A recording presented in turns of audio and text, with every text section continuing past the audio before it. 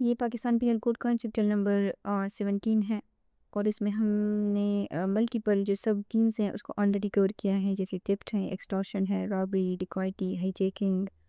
और आज का जो हमारा लेक्चर है उसका जो फोकस है वो है सेक्शन नंबर 403 एंड 404 के ऊपर। यानी आज के लेक्चर में हम कवर करेंगे criminal misappropriations of property. So इसको देखते हैं, यहाँ हमने इसको कॉपी किया हुआ है। इस कंसेप्ट को समझने के लिए जो क्रिमिनल मिसअप्रोप्रिएशन ऑफ प्रॉपर्टी है, इसको हम थोड़ा सा जो थेफ्ट का कंसेप्ट हमने सेक्शन नंबर 378 में देखा था उसके साथ रिलेट करेंगे।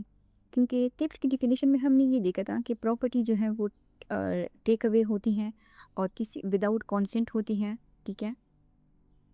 अ, लेकिन जो क्रिमिनल मिसअप्रोप्रिएशन का कंसेप्ट है ये एक अलग कंसेप्ट है। यहाँ पे भी जो थेफ्ट में प्रॉपर्टी होती है यानी ये प्रॉपर्टी से ही रिलेटेड है थेफ्ट, और जो मिसअप्रोप्रिएशन है, क्रिमिनल मिसअप्रोप्रिएशन, ये भी प्रॉपर्टी से रिलेटेड है क्योंकि चैप्टर नंबर 17 है और इसमें हम उन ऑफेंसेस को देख रहे हैं जो अगेंस्ट प्रॉपर्टी की कमिट किए जाते हैं। बट जब ये चूँकि ये ओरिजिनल पिनल कोड का पार्ट है, सब ये जो 1860 में ड्राफ्ट हुआ है। सो जो ड्राफ्टर्स थे यानी 1834 में जो लॉ कमीशन बनाया गया था, 1834 से इसके ऊपर काम शुरू हुआ था, तो इतने साल लगे और 1860 में ये मुकम्मल हुआ। तो इस लॉ के लिए उन्होंने जो एक कमीशन था थॉमस बेबिंगटन मैकॉले के अंडर, उन्होंने बहुत सारी जो लॉज थी जैसे रोमन लॉ हैं, कॉमन लॉ हैं, यूएस का लॉ है, नेपोलियन लॉ है, इन सब को जो है उन्होंने कंसल्ट किया था, ठीक है। सो ये जो ऑफेंस हैं क्रिमिनल मिस अप्रोप्रिएशंस, इसके हवाले से जो रोमन लॉ है उसमें एक असूल पाया जाता था, उसको कहा जाता था ऑब्ली गाटियो।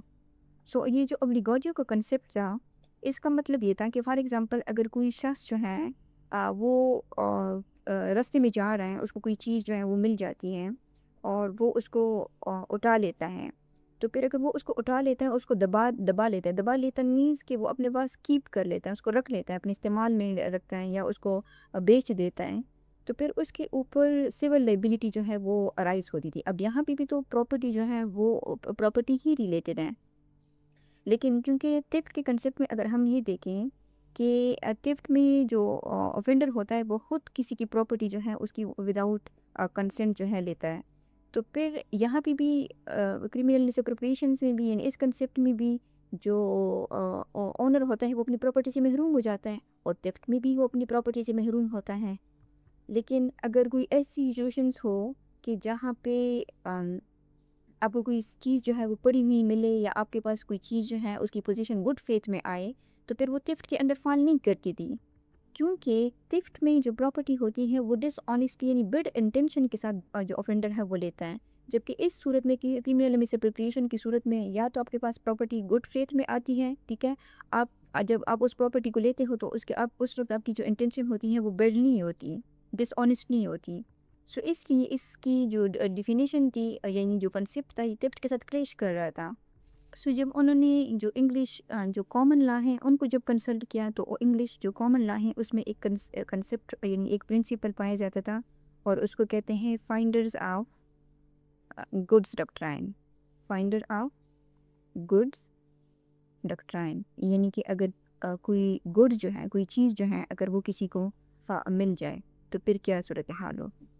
ये जो प्रिंसिपल है फाइंडर्स ऑफ गुड डॉक्ट्राइन, ये वही कंसेप्ट है जो एग्जांपल मैंने दी कि अगर किसी इंसान को रास्ते में कोई चीज़ मिल जाए तो इस प्रिंसिपल के अकॉर्डिंग वो सिर्फ उस वजह से उसका ओनर नहीं बन जाता कि वो उसको मिल गई है। ला उसे टेम्पररी तौर पर उस प्रॉपर्टी का फाइंडर मानता है, ठीक है। ओनर नहीं मानता था, यानी चूंकि ये कॉमन लॉ का कंसेप्ट था तो वो उसको फाइंडर मानता था, ओनर नहीं मानता था। फाइंडर के पास प्रॉपर्टी का फिजिकल कंट्रोल आ जाता था, लेकिन लीगल ओनरशिप असल जो ओनर है उसकी रहती थी।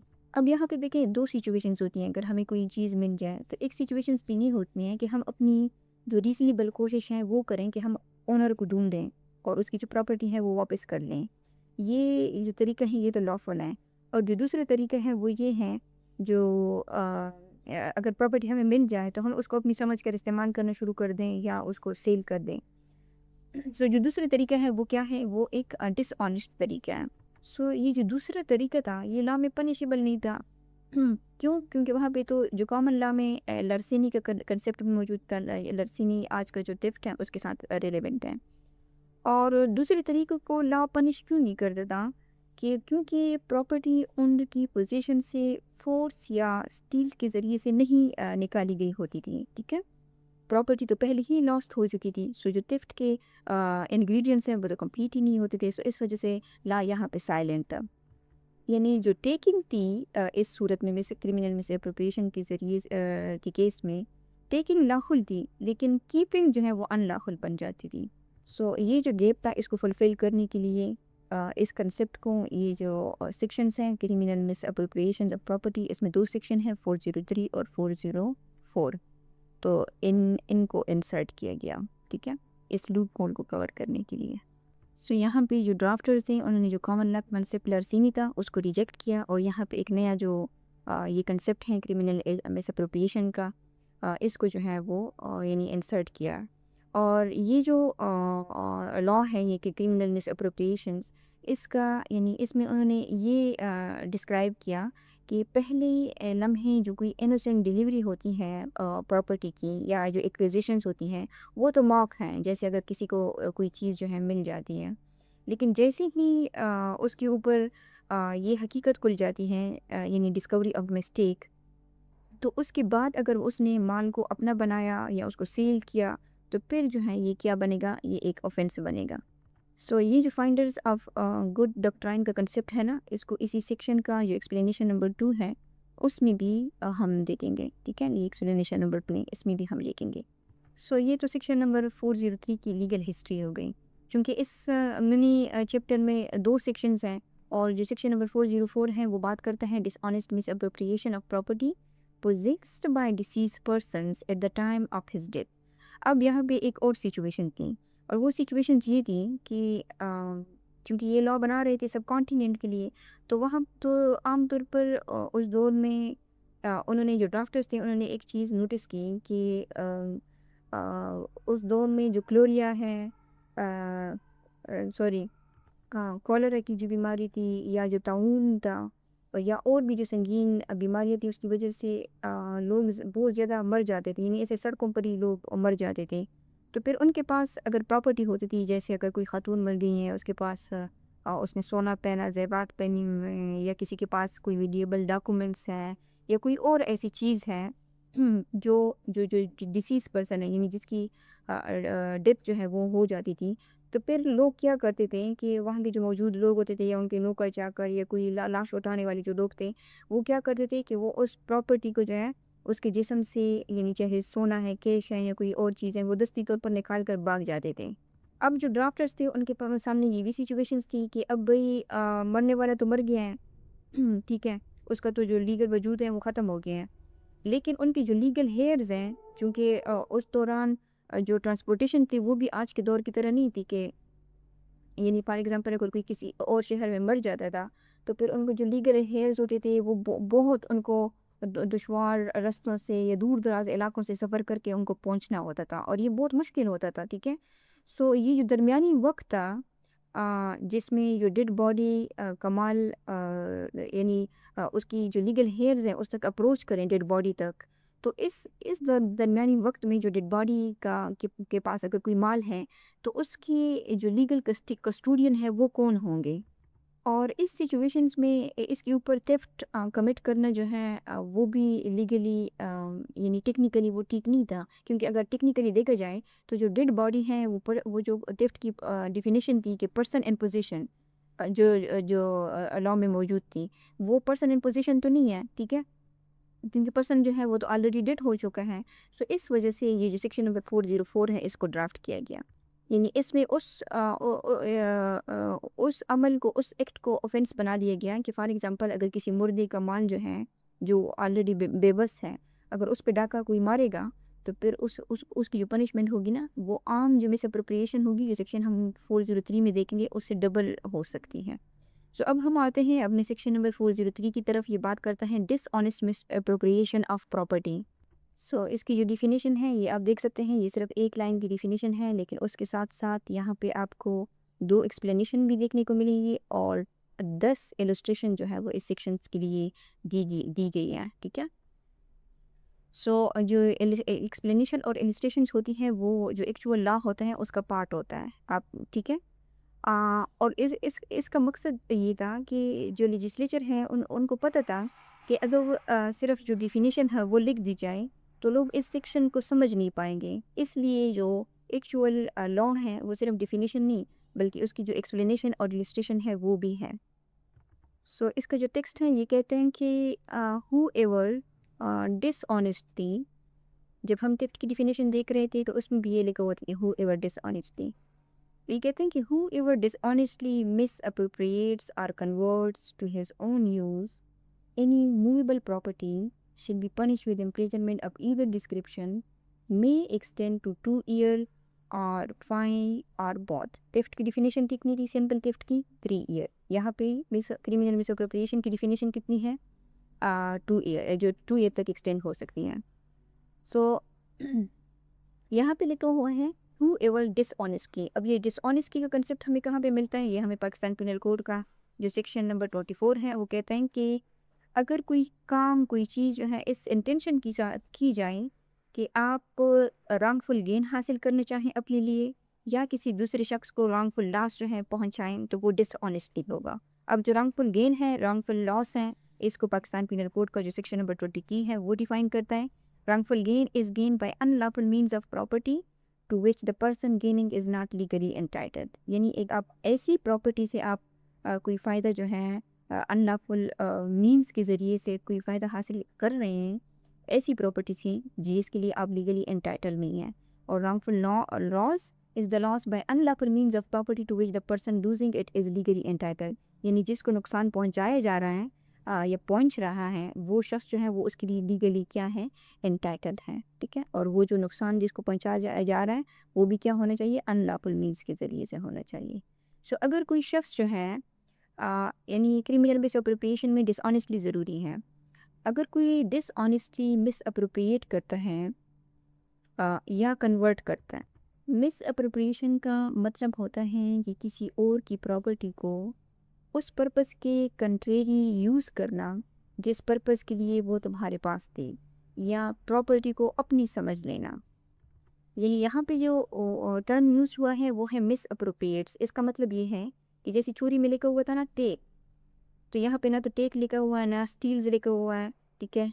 यहाँ पे लिखा हुआ है मिस अप्रोप्रिएट्स। तो इसका मिस अप्रोप्रिएट्स का मतलब ये है कि यानी प्रॉपर्टी तुम्हारे पास पहले ही आ गई है। यानी प्रॉपर्टी का तुम्हारे पास होना ऑफेंस नहीं है।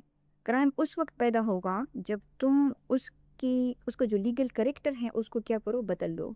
यानी इसकी एग्जांपल हम इस तरह ले सकते हैं मिसअप्रोप्रिएशन की कि अगर आपका कोई दोस्त है यानी कोई एक शख्स है ए, वो बी को क्या करता है?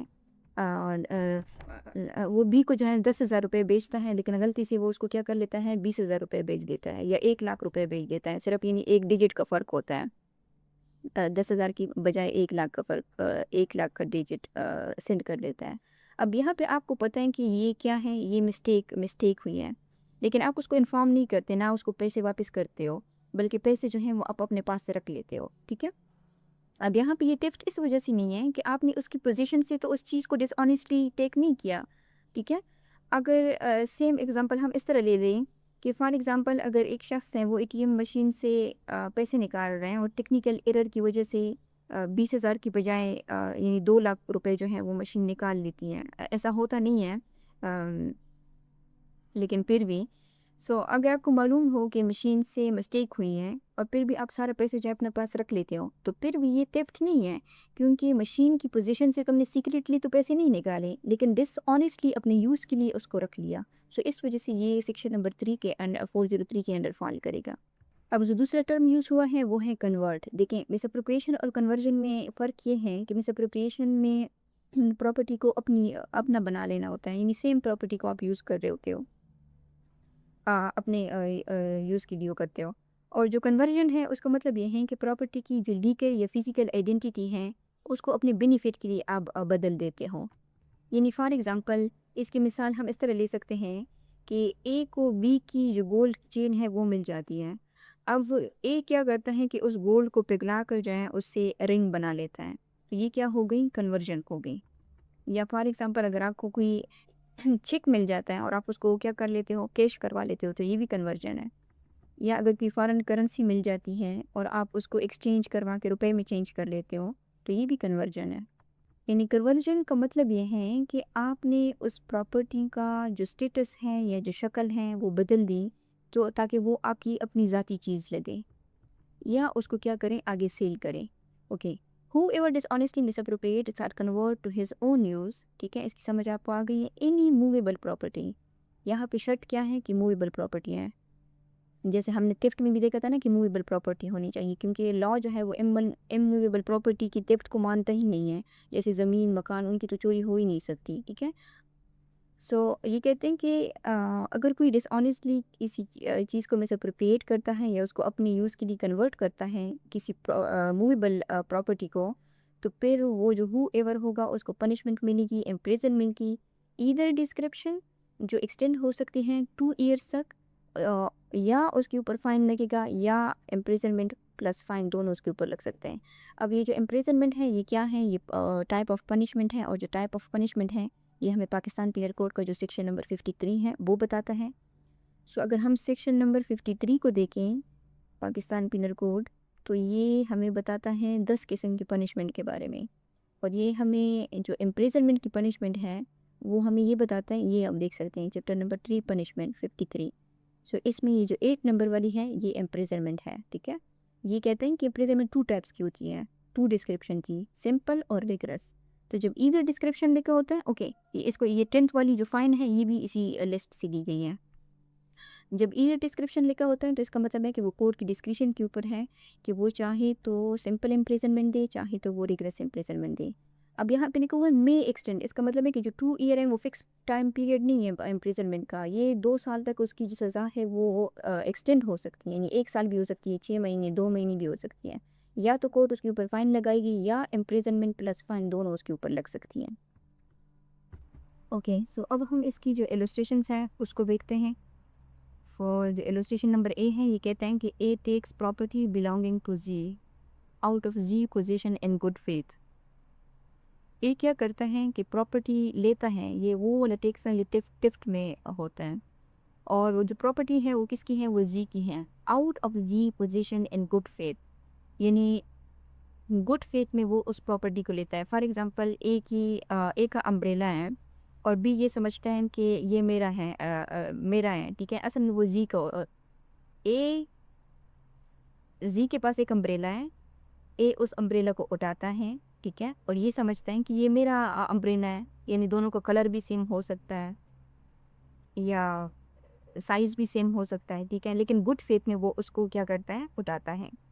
Believing at the time when he takes it, यानी जिस टाइम वो उस उठा रहा होता है वो ये बिलीव कर रहा होता है that the property belongs to himself, कि ये प्रॉपर्टी मेरी है, ठीक है। समटाइम्स ऐसा हो जाता है कि हम मिसअंडरस्टैंडिंग की वजह से किसी और की प्रॉपर्टी जो है वो अपनी समझ कर उठा लेते हैं, लेकिन वो क्या होती है, वो गुड फेथ में होती है, डिसऑनेस्टी नहीं होती। और अगर मिसअप्रोप्रिएशंस की डिफिनीशन में हम देखें कि यहाँ पे डिसऑनेस्टी ज़रूरी है। A is not guilty of theft. अब देखें यहाँ थिफ्ट का जिक्र क्यों है, क्योंकि हम तो क्रीम मिसअप्रोप्रिएशन देख रहे हैं, क्योंकि यहाँ पे जो वर्ब यूज़ हुआ है वो टेक्स है, और टेक्स जो है वो इम्पॉर्टेंट इंग्रेडिएंट्स है किसका, थिफ्ट का। कहते हैं कि ए जो है वो थिफ्ट के लिए लायबल नहीं है, लेकिन अगर ए क्या करता है, आफ्टर डिस्कवरिंग हिज मिस्टेक, उसको मालूम हो जाता है कि ओ ये तो मेरा अम्ब्रेला नहीं है, ये तो जी का अम्ब्रेला है, तो फिर वो उसको उसके बाद मालूम होने के बाद भी अगर वो उसको डिसऑनेस्टली अप्रोप्रिएट करता है उस प्रॉपर्टी को, वो कोई भी चीज़ हो सकती है, टू हिज ओन यूज़, अगर वो इसको अपने इस्तेमाल में लाता है, और टू हिज ओन यूज़ हमने यहाँ पे देखा है कि किस तरह वो हो सकता है। He is guilty of an offence under this section, तो तब उसने क्या किया है, इस सेक्शन के अंदर जो क्रिमिनल मिसअप्रोप्रिएशन है वो कमिट की है। जो इलस्ट्रेशन नंबर बी है, ये कहता है कि A being on friendly term with the goes into the library in the absence and takes away a book without the express consent. ये जो सेम इलस्ट्रेशन है इसको हम टिफ्ट की जो इलस्ट्रेशन की उसमें भी हम देख चुके हैं सेम इलस्ट्रेशन को। कहते हैं कि ए जो है वो जी का दोस्त है, अच्छा दोस्त है, वो जी की लाइब्रेरी में जाता है, जबकि जी जो है वो लाइब्रेरी में मौजूद नहीं है, और वहाँ से लाइब्रेरी से एक किताब जो है वो उठाता है जी की एक एक्सप्रेस कंसेंट के बगैर, ठीक है। और ये जो एक्सप्रेस कंसेंट का ये जो कंसेंट वाला प्रिंसिपल है, जो कंसेप्ट है, ये भी जो सेक्शन नंबर 378 है ना, जो थेफ्ट हमने कवर किया है, उसकी जो एक्सप्लेनेशन नंबर 5 है, इसमें उसमें हमने इस कंसेप्ट को जो है देखा था। और वो ये कहता था कि जो कंसेप्ट है जो कंसेंट होता है वो टू टाइप्स होता है, एक्सप्रेस भी होता है, एम्प्लाइड भी होता है। और सेम यही डिफिनेशन इलस्ट्रेशन जो है ये इसको हमने इधर देखा था। तो ये कहते हैं कि अगर जी ने एक एक्सप्रेस कंसेंट नहीं भी दिया क्योंकि वो उसका दोस्त है, तो यहाँ पे फिर जो एक कंसेंट है वो एम्प्लाइड भी हो सकती है, ठीक है, क्योंकि दोनों दोस्त हैं और पहले भी वो बुक्स जो है वो एक्सचेंज करते रहते थे। सो ए जो है वो क्या करता है, here A was under the impression that he had the implied consent, ठीक है, to take the book for the purpose of reading.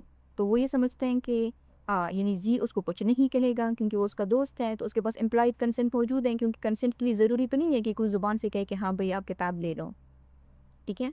Sometimes हमारा जो बिहेवियर होता है वो ही इस बात का सबूत होते हैं कि ओके या हमारी कंसेंट जो है वो है, भले हम अगर वर्बली कुछ ना भी कहें।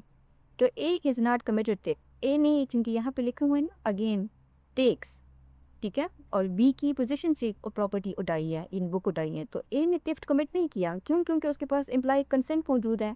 अगर ए जो है आफ्टरवर्ड सेल्स द बुक, अगर क्योंकि जो गिफ्ट की डिफिनेशन है उसमें हम ये देखते हैं कि without the consent of this, लेकिन अगर कंसेंट एम्प्लॉयड हो या एक्सप्रेस हो तो फिर उस सूरत में वो थेफ्ट नहीं बनती। लेकिन अगर लेटर ऑन ए जो है उस बुक को सेल करता है फॉर हिज ओन बेनिफिट, तो फिर वो जो है क्रिमिनल मिसअप्रोप्रिएशंस के अंडर जो है वो चार्ज होगा, ठीक है। जी। सो यहाँ पे जो ऑफेंस है, यानी वो उस मोमेंट पे स्टार्ट हुआ जब उसके अंदर ए के अंदर डिसऑनेस्टी पैदा हुई और कन्वर्जन हुआ, यानी उसने किताब को कन्वर्ट करके सेल कर दिया, ठीक है, तो तब सेक्शन नंबर 403 जो है वो अप्लाई होगी। सो यहाँ पे जैसे यहाँ पे लिखा है ना कि आफ्टरवर्ड सेल्स द बुक, सो ये इसी प्रेस से रिलेटेड है, ये जो कन्वर्ट वाला है। और फिर इसके बाद जो है इलस्ट्रेशन नंबर सी है। इलस्ट्रेशन नंबर सी ये कहती हैं कि A and B being joint owners of the horse, A takes the horse off the out of the B position intending to use it. A और B ने मिलकर जो है एक घोड़ा ख़रीदा। ए क्या करता है कि जो अस्तबल है वहाँ से घोड़े को निकालता है और लेके जाता है, किस मकसद के लिए, कि उसको यूज़ कर रहे हैं, तो वो तो यूज़ कर सकता है क्योंकि दोनों जो है वो जॉइंट ओनर हैं। Here A is the right to use the horse, क्योंकि वो जॉइंट ओनर हैं। ही डजंट डिसऑनेस्टली मिसअप्रोप्रिएटेड, सो उसने डिसऑनेस्टली मिसअप्रोप्रिएशन नहीं की। लेकिन अगर ए क्या करता है, उस घोड़े को सेल करता है and appropriate the whole proceeds to his owners, और जितना भी उसने घोड़े से कीमत कमाई है वो अपने यूज़ में कर लेता है, तो यहाँ पे उसने कौन सा सेक्शन कमिट ऑफेंस कमिट किया है, मिस अप्रोप्रिएशन का, क्रिमिनल मिस अप्रोप्रिएशन का। और क्यों? क्योंकि यहाँ पे जो ए है उसने सिर्फ हॉर्स यूज़ नहीं किया, बल्कि उसने जो को ओनर के राइट्स हैं उसको भी ख़त्म कर दिया, और जो सारा बेनिफिट है वो खुद ले लिया। यानी यहाँ पे क्या चीज़ शामिल है, रॉन्गफुल गेन शामिल है, यानी खुद को रॉन्गफुल गेन दिया उसने, और जो बी है उसको उसने रॉन्गफुल लॉस पहुँचाया, और डिसऑनेस्टी भी शामिल है यहाँ पे, ठीक है। सो इस वजह से जो 403 है वो अप्लाई होगा। अब आगे है एक्सप्लेनेशन नंबर 1, ये कहते हैं कि ए dishonest misappropriation for a time only is a misappropriation with in the meaning of this section. इसका मतलब यह है कि अगर मिसअप्रोप्रिएशन जो है वो डिसऑनेस्ट तरीके से की गई है and for a time only, यानी एक टेम्पररी टाइम बीइंग के लिए जो है वो मिसअप्रोप्रिएशन की गई है, और बाद में जो है वापस करने का इरादा हो, तो कहते हैं कि जो टेम्पररी मिसअप्रोप्रिएशंस हैं वो भी मिसअप्रोप्रिएशंस की डिफिनेशन में जो है इस सेक्शन के अंडर जो है वो फॉल करती है। यानी इसकी एग्जांपल हम इस तरह ले सकते हैं, ओके, ऑलरेडी रजिस्ट्रेशन दी गई है तो उसको हम देखते हैं। A finds a government promissory note belonging to Z. A क्या करता है कि उसको एक गवर्नमेंट प्रोमिसरी नोट जो है वो मिलता है, और उसे पता है कि वो किसका है, वो जी का है, बियरिंग ब्लैंक एंडोर्समेंट, ठीक है, यानी उस गवर्नमेंट जो प्रोविजरी नोट है उसके ऊपर कोई ब्लैंक एंडोर्समेंट जो है वो हुई है, यानी कोई स्टैम्प वगैरह है, कोई सिग्नेचर्स वगैरह हैं, ठीक है। अब यहाँ पे जो ए है, knowing that the note belongs to Z, ये जानते हुए भी कि ये जो प्रोमिसरी नोट है ये जी का है, वो क्या करता है कि वो pledges it with a banker as a security for a loan. वो कहता है कि वही ठीक है, मैं इसको बाद में वापस कर दूंगा, लेकिन फिलहाल वो क्या करता है कि उस नोट को बैंक के पास यानी प्लेज के तौर पे यानी मॉर्गेज के तौर पर रख कर वो क्या कर लेता है, वो लोन ले लेता है। अब बात ये है, ओके, उसका इंटेंशन क्या है, intending it a future time to restore it to Z. वो कहते हैं कि मैं बाद में जी को जो है वापस कर दूंगा। अब यहाँ पे उसने परमानेंटली तो उसको नहीं रखा, ठीक है, सिर्फ टेम्पररी यूज़ किया, लेकिन फिर भी ऑफेंस क्यों है, क्योंकि उसने प्रॉपर्टी को टू हिज ओन यूज़ में कन्वर्ट कर दिया। यहाँ पे ए जो है committed an offence under this section, और ये कह रहे हैं ना कि it a future time to restore it, यानी यहाँ क्योंकि लॉ ये कह रहे हैं कि अगर आप टेम्परेरी तौर पर भी मिसअप्रोप्रिएशन करते हो तब भी वो जो है इस सेक्शन की जो 403 है, इसकी डिफिनेशन में जो है वो फॉल करेगा, ठीक है, क्योंकि यहाँ पे उसने जो रॉन्गफुल गेन है वो अपना फ़ायदा तो उसने हासिल कर लिया है। यानी इसकी मिसाल हम ऐसी भी ले सकते हैं कि फॉर एग्ज़ाम्पल ए को बी का ओरिजिनल पासपोर्ट मिल जाता है, ठीक है, वो कहते हैं कि ठीक है मैं कल वापस कर दूँगा। तो यहाँ तक तो ठीक है, अगर रिस्टोरेशन तक बात हो रही है, लेकिन फिर वो क्या करता है ए कि उसकी जो पासपोर्ट की जो कॉपी है वो उसको यूज़ करके अपना जो काम है वो निकलवा लेता है, भले वो उसको कल वापस कर दे, लेकिन फिर भी उसने क्या किया, for a time only miss appropriation की, तो ये भी जो है क्रिमिनल मिस अप्रोप्रिएशन कहलाएगी। ओके, सो अब जो एक्सप्लेनेशन नंबर 2 है, एक्सप्लेनेशन नंबर 2 हमने शुरू में कहा था कि एक्सप्लेनेशन नंबर 2 जो है वो इस प्रिंसिपल के ऊपर बेस्ड है, यानी फाइंडर्स ऑफ गुड्स डॉक्ट्राइन, यानी जब कोई गुड्स जो है, कोई चीज़ें जो हैं, अगर वो रास्ते में सड़क पर कहीं भी किसी को मिल जाए, ठीक है, सो ये कहते हैं कि a person he finds property, यानी अगर किसी को कोई प्रॉपर्टी मिल जाती है not in the position of any other person, जो उसकी पोजीशन में नहीं है। अब देखें, ये इम्पॉर्टेंट है, क्योंकि अगर प्रॉपर्टी किसी और की पोजीशन में है और अगर आप उठा लो तो फिर वो क्या बनेगा, वो सेक्शन नंबर 378 के अंडर थेफ्ट बनेगा, ठीक है। सो इस वजह से ये लिखा है कि not in the position of any other person, चाहे आपको सड़क तो मिले, पार्क में मिले, एयरपोर्ट लाउंज में मिले, यूनिवर्सिटी की लाइब्रेरी में अगर फॉर एग्जाम्पल आपको कोई बुक चाहे वो मिले, ठीक है, तो वो इस वक्त इसकी पोजीशन में नहीं है। तो ये जो फ्रेज़ है ना कि not in the position of any person, तो अगर कोई चीज़ आपको इस सूरत में मिल जाती है, and take such property for the purpose of protecting it for और of restoring it to the owner, doesn't take और misappropriate it dishonestly and is not guilty of an offence. अगर आपको कोई चीज़ मिल जाती है जो किसी की पोजीशन में नहीं है और आप उसको रख लेते हो, किस मकसद के लिए, कि आप उसको प्रोटेक्ट करना चाहते हो, ठीक है, अ, यानी मैं अगर कोई कहता है ना कि मैं ओनर को ढूंढ कर वापस कर दूंगा, ये कोई ऑफेंस नहीं है, ठीक है, यानी प्रॉपर्टी उठाना जो है वो ऑफेंस नहीं है। यहाँ पे जो चीज़ ऑफेंस बनती है वो है इंटेंशन और डिसीजन, ठीक है। अगर तुम कहते हो कि ठीक है मैं इसको प्रोटेक्ट करूँगा, या अगर आप क्या करते हो कि इस नीयत से उसको उठाते हो कि आप उसको वापस करना चाहते हो, यानी आप रिस्टोरिंग इट टू इसको ओनर को, तो फिर ये क्या है, doesn't take or misappropriate it dishonestly, तो कहते हैं कि आपने उसको डिसऑनेस्टली नहीं उठाया और ना ही आपने मिसअप्रोप्रिएशन की है, and it's not guilty of an offence. So इस वजह से जो सेक्शन नंबर 403 है वो इसके अंडर अगर ये कंडीशन है तो ये ऑफेंस नहीं है। अब ये ऑफेंस कब बनता है, अगर आपको कोई चीज़ मिल जाए, ठीक है, जो किसी पोजीशन में नहीं है, तो ये ऑफेंस तब बनेगा, but if he is guilty of the offence above define, ये जो डिफाइंड हुआ है यानी मिसअप्रोप्रिएशन का, अब कंडीशन है, if he appropriates it to his own use, same वही फ्रेज है जो मेन डिफिनेशन में था, अगर उसको अपने इस्तेमाल में लाए, when he knows or has the means of discovering the owner, अगर वो ओनर को जानता है या उसके पास यानी ऐसी कोई ज़राए हैं जिसकी वजह से जो वो ओनर को डिस्कवर कर सकता है। यानी इसकी एग्ज़ाम्पल हम इस तरह ले सकते हैं कि फॉर एग्ज़ाम्पल ए है, उसको बी का वॉलेट मिला, जो उसकी पोजीशन में नहीं है। अब अंदर उसका सीवी मौजूद है, उसका एड्रेस भी मौजूद है, ठीक है, उसके अंदर पैसे भी हैं, लेकिन ये सब जानते हुए भी वो क्या करता है कि उसके अंदर जो मौजूद पैसे हैं वो खर्च कर देता है। और is the means of discovering the owner, यानी अगर सिर्फ ओनर को जानना ज़रूरी नहीं है, बल्कि ये कहते हैं कि अगर ओनर को डिस्कवर करना पॉसिबल था तो तब भी जो है वो ड्यूटी पैदा हो सकती है।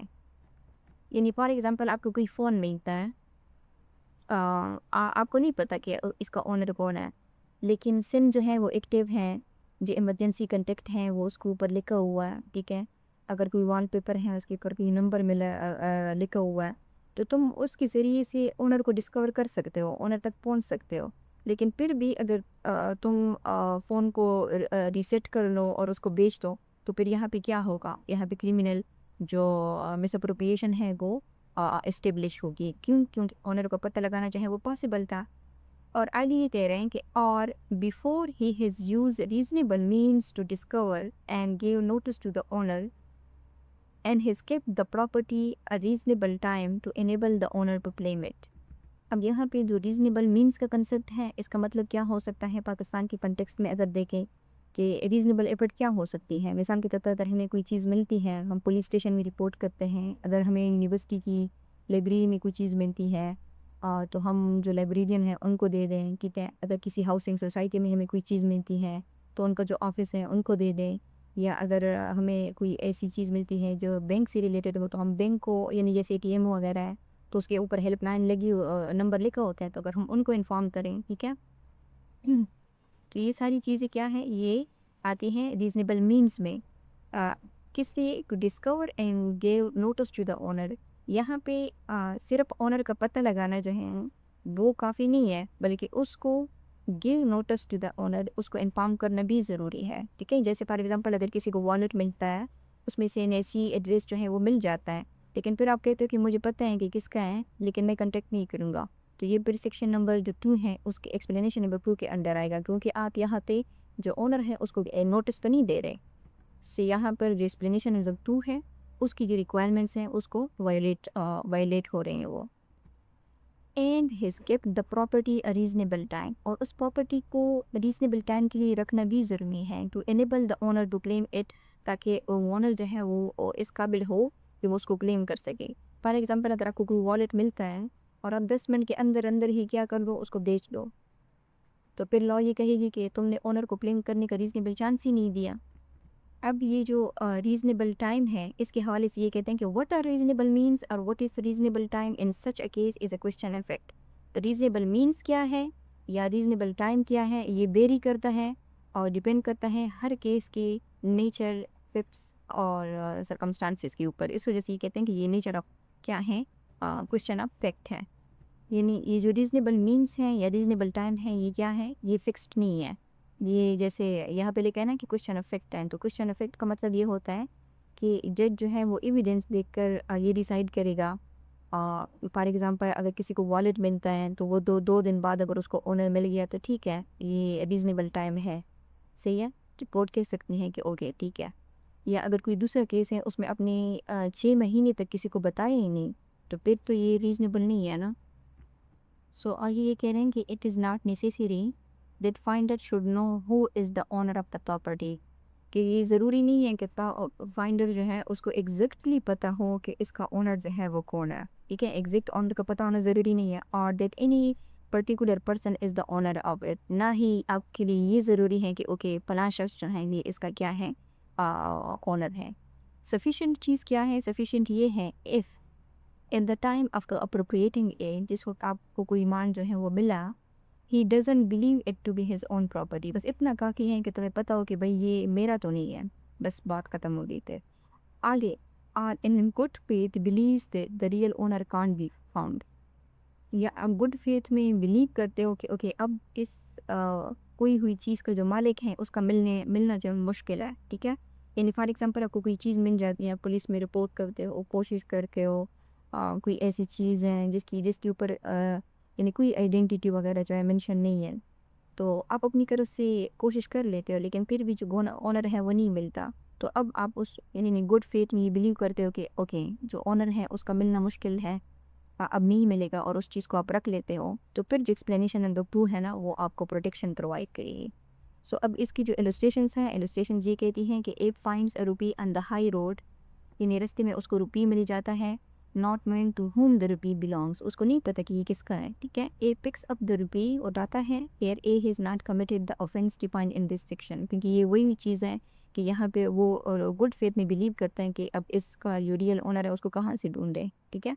तो उसने फिर ऑफेंस जो है वो कमिट नहीं किया। A finds a letter on the road, उसको रोड पे एक लेटर मिलता है कंटेनिंग अ बैंक नोट, उस लेटर के अंदर एक बैंक का नोट भी होता है। From the direction and contents of the letter he learns to whom the note belongs, वो जो लेटर लिखा होता है बैंक की तरफ से, ओके सॉरी ये सिर्फ लेटर होता है, बैंक की तरफ से नहीं होता। From the direction and content of the letter, यानी उस लेटर में लिखा होता है कि ये किसकी तरफ से है और ये किसका नोट है। ही अप्रोप्रिएट्स द नोट, वो क्या करता है, नोट को अपने पास रख लेता है और यानी या यूज़ कर लेता है, तो वो उसने इस सेक्शन के अंडर जो है ऑफेंस कमिट किया है।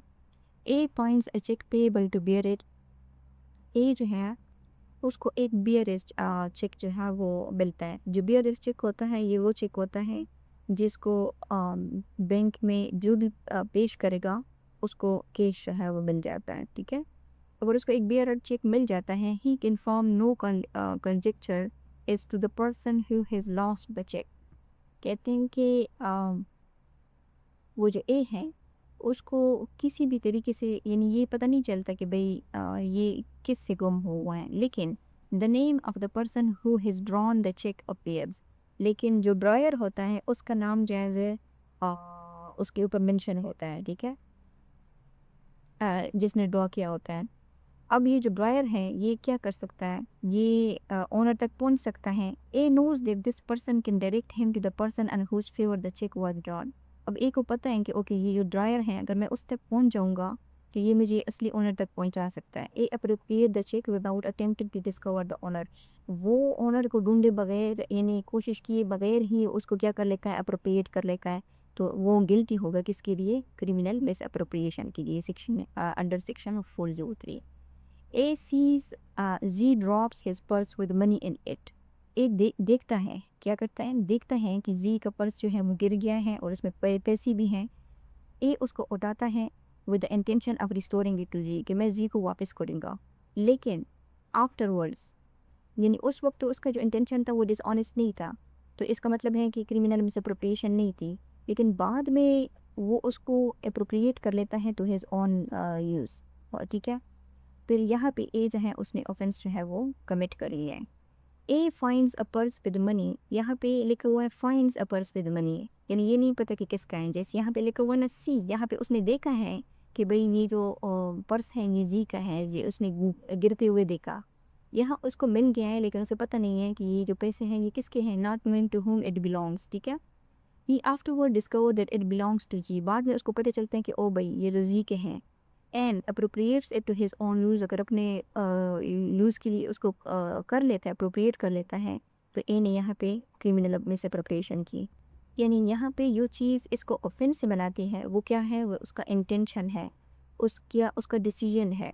जैसे जिसने भी वो डिसीजन ले लेता है कि ओके भाई मैंने वापस नहीं करना, जैसे उसने कोई चीज़ उठाई, उसने इस नीयत से उठाई कि मैंने रिस्टोर करना है, ऑफेंस नहीं है, जैसे ही उसकी नीयत बदली कि ये एक ऑफेंस बन गया, ठीक है। और यहाँ पे ए कह रहे हैं जो लास्ट इलस्ट्रेशन है, A finds a variable ring, उसको एक रिंग मिलती है, उसे नहीं पता कि ये किसकी है, ए उसको सेल कर लेता है, इमीडिएटली सेल कर लेता है, कोशिश भी नहीं करता कि वो ओनर को फाइंड आउट करें, तो ए जो है उसने क्रिमिनल मिसअप्रोप्रिएशन कमिट किया है। सो अब हम देखते हैं सेक्शन नंबर 404 को, dishonest misappropriation of property possessed by deceased person at the time of his death। इसका जो टेक्स्ट है ये कहते हैं कि whoever dishonestly misappropriates or converts to his own use property, ये सेम वही कंसेप्ट है जिसको हमने ओरिजिनल 3 में देखा था। knowing that such property was the possession of a deceased person, यानी उसको मालूम है कि जिस प्रॉपर्टी को वो डिसऑनेस्टली मिसअप्रोप्रिएट कर रहा है या कन्वर्ट कर रहा है अपनी यूज़ के लिए, वो किसकी है, वो किसकी पोजीशन में थी, वो डिसीज पर्सन की पोजीशन में थी eight the time of that person disease, यानी जिस वक्त उसकी डेथ जो है वो हो रही थी। And is not since being in the position of any person legally entitled to such person. उसको ये भी मालूम है कि वो उसकी किसी लीगल हेयर के पोजीशन में नहीं किए। यानी अब तक जो प्रॉपर्टी है वो किसी लीगल हेयर, कोई एग्जीक्यूटर, कोई एडमिनिस्ट्रेटर या अगर कोई दूसरा जो लीगली एंटाइटल शख्स है उसकी पोजीशन में वो चीज़ नहीं आई। और एक चीज़ जो आपने यहाँ पे नोट की कि यहाँ जो कंसेप्ट है वो क्या है, पोजीशन का, यानी ओनरशिप का कंसेप्ट यहाँ पे नहीं है। कि फॉर एग्जांपल एक डिसीज पर्सन है, उसकी पोजीशन में एक रेंटेड गाड़ी है, उसका जो ओनर है वो तो कोई कंपनी भी हो सकती है, कोई और भी हो सकता है, लेकिन यहाँ बात हो रही है पोजीशन की। यानी जो इम्पोर्टेंट क्वेश्चन है यहाँ पे वो ये देखना है कि डेथ के एग्जैक्ट वक्त प्रॉपर्टी डिसीज की पोजीशन में थी या नहीं। सो अगर वो उसकी पोजीशन में थी, वो प्रॉपर्टी जो है वो कोई भी हो सकती है। देखें प्रॉपर्टी में ये नहीं देखा कि मूवेबल हो या इमूवेबल हो, ठीक है। लेकिन यहाँ पे जो ये जो प्रॉपर्टी वाला कंसेप्ट है, ये इस चैप्टर में जो हम देख रहे हैं ये मूवेबल प्रॉपर्टी से रिलेटेड है। क्योंकि लॉ जैसे हमने टेक्स्ट में देखा था ना, टेक्स्ट में तो क्लियरली मेंशन का कि वो क्या होगी, मूवेबल प्रॉपर्टी होगी। क्योंकि जो लॉ है वो इमूवेबल प्रॉपर्टी की जो थेफ्ट है उसको एक्सेप्ट ही नहीं करता, मानता ही नहीं। सो प्रैक्टिकली ये इस इन सेक्शंस के अंदर जो प्रॉपर्टी है ये मूवेबल प्रॉपर्टी के ऊपर यानी अप्लाई होती है, यानी उन प्रॉपर्टीज़ के ऊपर अप्लाई होती हैं जिनमें से अप्रोप्रिएट या कन्वर्ट की जा सकती हैं, जैसे कैश, यूलबी, डॉक्यूमेंट्स, व्हीकल, लाइफ स्टॉक वगैरह, ठीक है। ज़मीन या मकान को मिसअप्रोप्रिएट उस सेंस में नहीं किया जा सकता जिस तरह जो सेक्शन नंबर 403 और 404 जो है वो कंटिप्लेट करते हैं। सो अगर इस कंटेक्स्ट में हम इसकी मीनिंग लें प्रॉपर्टी का कि ये मूवेबल प्रॉपर्टी की तरफ इशारा करती है। ओके, सो अगर किसी डिसीज पर्सन के पोजीशन में कोई चीज़ है जिस पर उसकी डेथ हो रही थी और उसकी जो प्रॉपर्टी है उसको कोई डिसऑनेस्टली मिसअप्रोप्रिएट करे या उसको कन्वर्ट करे अपने यूज़ में, तो फिर ऐसा शख्स जो होगा वो पनिशेबल होगा इम्प्रिजनमेंट ऑफ ईदर डिस्क्रिप्शन, जो एक्सटेंड हो सकती है 3 ईयर तक, उसके ऊपर प्लस फाइन भी लगेगा, plus if the offender at the time of such persons deceased was employed by him as a clerk और सर्वेंट द इम्प्रिजनमेंट में एक्सटेंड टू 7 ईयर। आम लोगों के लिए कितनी सज़ा है, एक्सटेंड हो सकती है 3 ईयर के लिए। लेकिन अगर वो जो पर्सन अगर वो जो प्रॉपर्टी डिसीज की पोजीशन में थी, वो जिस शख्स ने जिस हू एवर ने डिसऑनेस्टली मिसअप्रोप्रिएट या कन्वर्ट की है वो उसका कोई एम्प्लॉय था, यानी अब क्लर्क भी हो सकता है, सर्वेंट भी हो सकता है, तो फिर उसकी जो पनिशमेंट होगी, इम्प्रिजनमेंट होगी, वो 7 ईयर तक बढ़ सकती है। ये देखें, ये 3 ईयर है, ये 7 ईयर है, ठीक है। अब इसकी वजह क्या है, देखें जो क्लर्क होते हैं या सर्वेंट्स होते हैं या एम्प्लॉय होते हैं वो आम लोगों की तरह नहीं होते, उनके ऊपर ट्रस्ट किया जाता है। सो इस वजह से जो पनिशमेंट है उनके लिए क्या है, ज़्यादा है। इसकी जो इलस्ट्रेशन है ये कहते हैं कि Z dies in possession of furniture एनिमली, यानी उसके पोजीशन में फर्नीचर भी था, पैसे भी थे। उसका जो नौकर है A, before the money comes into the position of any person entitled to such possession, यानी उसकी डिसीज़ की मौत के बाद लाजमी बात है जो उसकी पोजीशन में अगर कोई चीज़ या पैसे वगैरह होंगे तो उसके जो लीगल हेयर्स होंगे, जो लीगली एंटाइटल होंगे, उनकी पोजीशन में जाएंगे। वो क्या करता है कि उनकी पोजीशन में जाने से पहले वो उसको डिस्पॉनिश के मिसअप्रोप्रिएट कर लेता है।